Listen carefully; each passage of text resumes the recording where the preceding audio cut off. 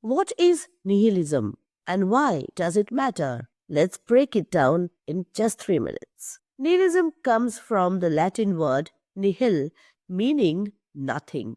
It's a belief that life has no inherent meaning or purpose or value. Simply put, nihilism says there is no ultimate reason for why we are here or what we do. The concept of nihilism is often linked to Friedrich Nietzsche. While he didn't invent the term, he explored it deeply. Nietzsche described nihilism as the realization that traditional values like religion, morality, these are no longer sufficient in a modern, secular world.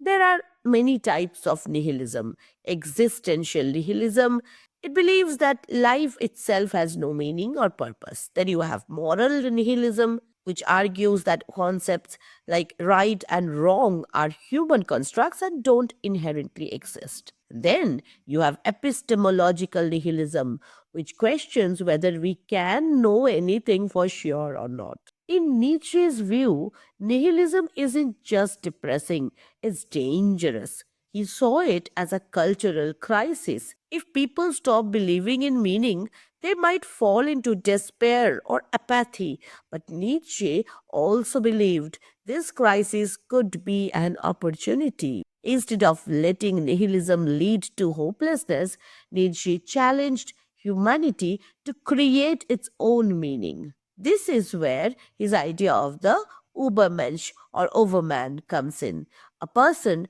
who rises above nihilism to define their own values and purpose. Nihilism has also inspired art, literature, and even pop culture.